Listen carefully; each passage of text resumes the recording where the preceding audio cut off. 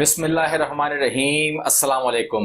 मेरा नाम कैसर है। आप कैसर खान यूट्यूब चैनल देख रहे हैं। आपने भारत के बिपिन रावत का ये बयान सुन लिया होगा, पढ़ लिया होगा, काफ़ी जगह पर कवर हो गया है कि अगर हमारे मज़ाकरात का कोई हल नहीं निकलता तो फिर हम मजबूरन जंग में जाएंगे। ये उनकी मजबूरी होगी, यानी कि ख्वाहिश उनकी नहीं है। किसी की ख्वाहिश भी हो सकती है, मगर उनकी ये भारत की ये मजबूरी होगी कि वो जंग लड़े। मजबूरी क्या है? मजबूरी ये है कि चीन जो है वो भारत के सीने पे आके बैठ गया है। मजबूरी ये है कि चीन जो है वो वहां से बाहर निकलने का अब तक कोई मुआहदा नहीं कर रहा, कोई इशारा नहीं दे रहा, बल्कि उसकी फौज, उसके जो साजो सामान है, उसकी ताकत है, वो खित्ते में उस जगह पर बढ़ती जा रही है। मजबूरी ये है कि वो J20 तक डिप्लॉय कर चुका है और बहुत सारी मजबूरियां उनके सामने आई हैं। बिपिन रावत के इस बयान के बाद एक बात हमारे सामने जो क्लियर होती है वो ये है कि भारत कंफ्यूज है। भारत कंफ्यूज भी है और भारत रहमो करम पर भी है चीन के, कि ये फैसला चीन की वजह से होगा कि अमन होगा या जंग होगी। भारत की अपनी कोई मर्जी शामिल नहीं है। इसका मतलब ये हुआ कि अगर मैं ये दोनों पॉइंट, बिपिन रावत का बयान और चाइना के एक्शंस को कम आवाज ना करूं, और प्लीज आप लोग कमेंट करके मुझे फिर बताइए कि मैं गलत कह रहा हूं या सही। तो अगर फैसला करना है चाइना ने, तो मतलब ये हुआ कि ताकत के लिहाज से चाइना जो है वो सुपीरियर है, बल्कि ज्यादा सुपीरियर है। अगर फैसला उसने करना है कि अगर चाइना जंग नहीं चाहेगा तो वो वहां से चला जाएगा, और अगर चाइना जंग चाहेगा तो वहां खड़े रहेगा। क्योंकि बिपिन रावत ने एक इशारा दिया कि देखो भाई जंग हो सकती है, तो उन्होंने कहा ठीक है, हम आए किस लिए हैं, हम तो मतलब चाइना तो कभी भी डराने के लिए बयान नहीं देता। चाइना ने, आपने भारत में देखा, उन्होंने LCD तोड़ी, उन्होंने चाइना का बॉयकॉट किया, उन्होंने सबसे बड़ा इकदाम किया जो एटम बम से भी बड़ा इकदाम था, वो है कि टिकटॉक बैंड कर दिया। मतलब यू कैन इमेजिन कि जब कोई मुल्क टिकटॉक बैंड कर दे तो इससे बड़ा इकदाम और वो क्या लेते। लेकिन चीन को समझ में नहीं आ रहा इतने बड़े इकदाम के बाद भी। लेकिन अगर आप चीन को जाके देखें, जो लोग भी आपके वहां पर रिलेटिव हैं, दोस्त हैं, रिश्तेदार हैं, दोस्त हैं, उनको आप फोन करके ईमानदारी से आप पूछें और कमेंट में लिखें कि कोई उन्होंने झंडा चलाया हो इंडिया का, कोई उन्होंने कोई चीज बैंड की हो, कोई उन्होंने ऐसी हरकत की हो। वो बिल्कुल ऐसी कोई चीप हरकत नहीं करते, और ना ही उनका मीडिया जो है गोदी मीडिया है। न उनके मीडिया में कोई ऐसा बेहुदा बदतमीजी वाला बयान नहीं आया कि हमने लिटा दिया, हमने वे कर दिया, हमने वो, भारत जीत गया। भारत को जो जीतना है वो जंग के बाद हार जीत होती है।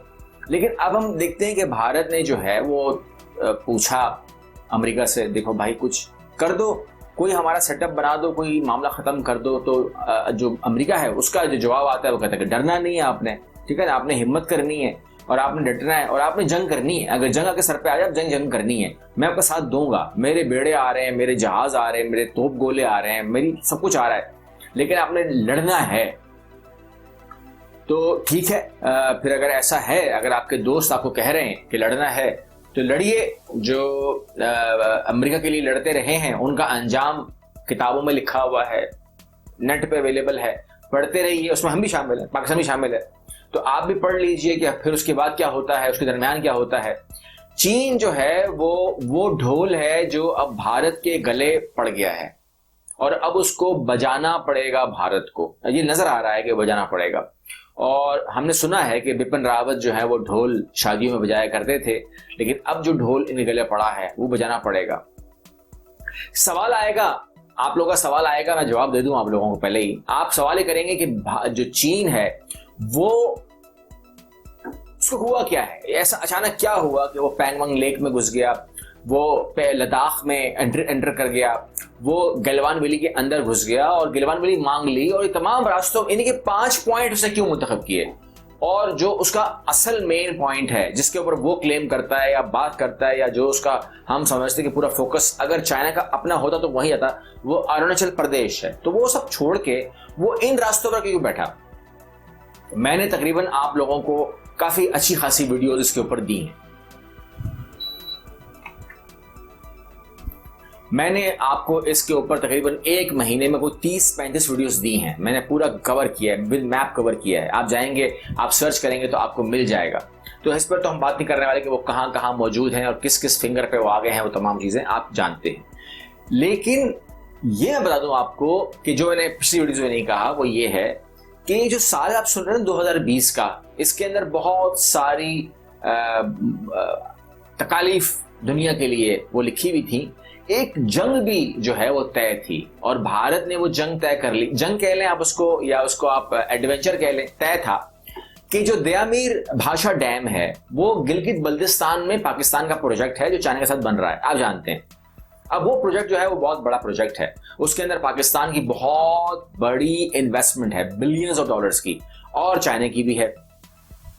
ये हमारे लिए एक क्यों अहमियत का हामिल है, मैं इस पर बात कर रहा हूं। लेकिन चाइना का जो भारत है उसका एडवेंचर ये था कि वो जो रास्ते मैंने गिनवाया आपको, गिलवान, पेंगोंग लेक, कोतमा, इन रास्तों से हम घुस जाएंगे और कब्जा कर लेंगे। एक बार हम कब्जा कर लेंगे, फिर आजकल जो रिवाज है वो ये है कि कौन पूछता है। आजकल आप कब्जा कर लें, उसके बाद यूएनओ में चलेगा मामला, ये चलेगा वो चलेगा, और सारा मामला ऐसे चलेगा। क्योंकि भारत जो है वो किसी इलाके को अब डिस्प्यूट कहता ही नहीं है। वो चाहे वो कोई भी इलाका हो, जहां पर भी अगर उसकी कोई दस्तरस पहुंचती है तो वो 370 और 835 करके वो अपने लोगों को ये बता रहा होता है कि जी अब हमारा हो। जहां पर उसने एक साइन कर दिया है मोदी ने, वो कहते जी हमारा हो गया। तो इसलिए पाकिस्तान की जो आर्मी है वो अपने रेड अलर्ट पे आई, अपनी हाईएस्ट लेवल के एक्टिव हो गई, और उनका मसला एडवेंचर का हो कुछ भी हो, हमारी तैयारी जंग की हो गई। सच्ची बात है, हम जंग के लिए तैयार हो गए थे। लेकिन जहां पाकिस्तान जंग के लिए तैयार हुआ, वहां पाकिस्तान ने अपने बेहतरीन दोस्त चाइना को भी इन्फॉर्म किया कि जी मैं इस जंग में जाने लगा हूं, अगर कोई आपकी एडवाइस हो या कोई मशवरा हो या कोई भी आप कहना चाहते हो, आप इसमें कह सकते हैं। जब चाइना ने ये बात सुनी तो उसने बोला कि आप थोड़ा सा ठहर जाओ, मुझे थोड़ा सा टाइम दो, मुझे जरा सा 1-to-1 होने दो इंडिया के साथ। अब इंडिया के साथ आप 1-to-1 क्यों होना चाहते हैं, पाकिस्तान ने पूछा। उन्होंने बोला बात यह है कि अगर आप सामने आएंगे, एज अ पार्टी आएंगे या कोई भी सामने आप आएंगे या मेरे साथ आएंगे, तो ये आपको देख के उछलते बहुत हैं, बहुत ज्यादा इनके अंदर कोई गर्मजोशी होती है। लेकिन जैसे ही सिर्फ अकेला मुझे देखेंगे, जब मुझे गुलवान में देखेंगे, जब मुझे लद्दाख में देखेंगे, जब मुझे पेंगोंग लेक के पास देखेंगे, जब मुझे इन 5-4-5 एरिया में देखेंगे, तो मेरे सामने इनका जो बिहेवियर है वो सीधा सीधा मियाओ, कोई इससे ज्यादा नहीं करते। वो मियाओ के अलावा उनके पास कोई और अल्फाज नहीं होता, और किसी में भी इतनी गैरत नहीं होती कि वो वहां जाके उनको पूछ ले कि यार आप यहाँ पे आए क्यों हो, मज़ाकरात चल रहे हैं। एक को गैरत आई थी, और उन्हें क्यों गैरत आई थी वो मुझे मालूम है, लेकिन जब उनको गैरत आई तो उन्होंने वो चले गए पूछने के लिए। तो अब वो और उनके जो 20 साथी हैं वो मर गए, क्योंकि गैरत के बाद तो फिर यही होता है कि उनकी तो गैरत हो गई।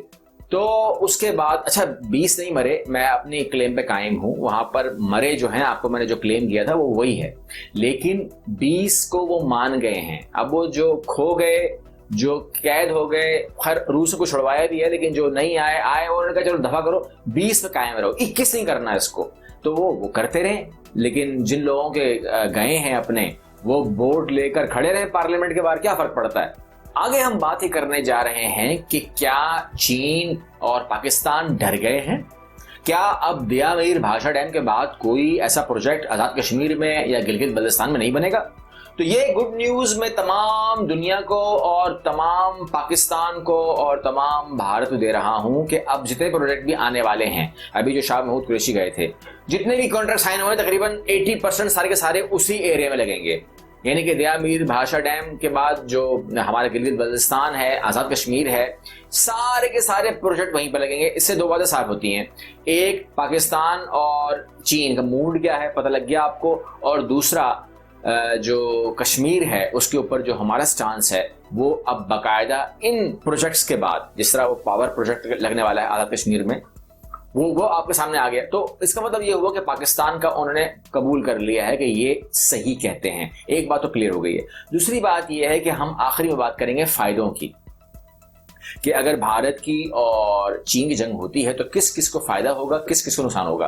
तो सबसे पहले फायदा अमेरिका को होगा, क्योंकि अमेरिका जो है वो चाहता है इस खित्ते में जंग हो।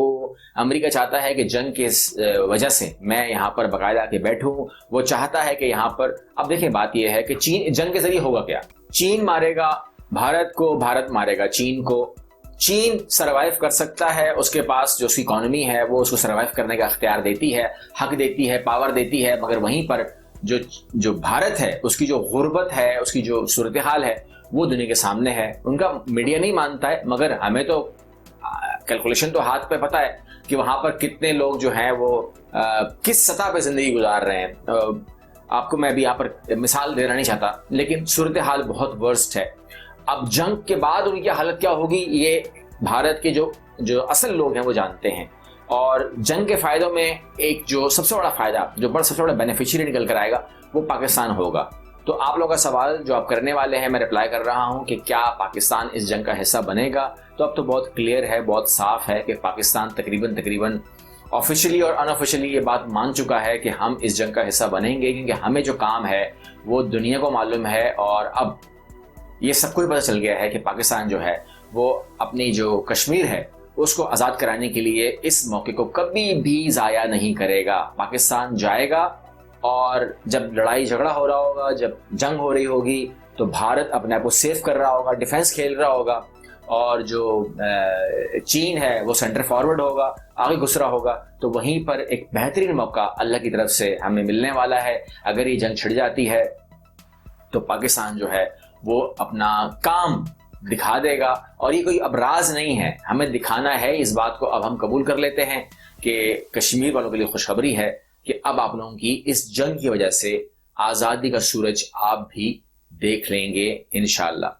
उम्मीद करता हूं कि आप चैनल को सब्सक्राइब करेंगे, इस वीडियो को शेयर करेंगे और लाइक करेंगे, लेकिन कमेंट करके मुझे ज़रूर बताइए कि आप करंट इश्यूज के हवाले से वो कौन सी खबरें हैं जिस पर आपको मज़ीद इंफॉर्मेशन चाहिए। मैं उस पर मज़ीद अपना रिसर्च करके मैं आप लोगों को पैकेज दे सकता हूं। अगर उसकी कोई नीड होगी, ज़रूरत होगी, मैं समझूंगा। सब्सक्राइब करके रखें चैनल को। इंशाल्लाह अगली वीडियो में जल्दी मिलेंगे। अल्लाह हाफिज़।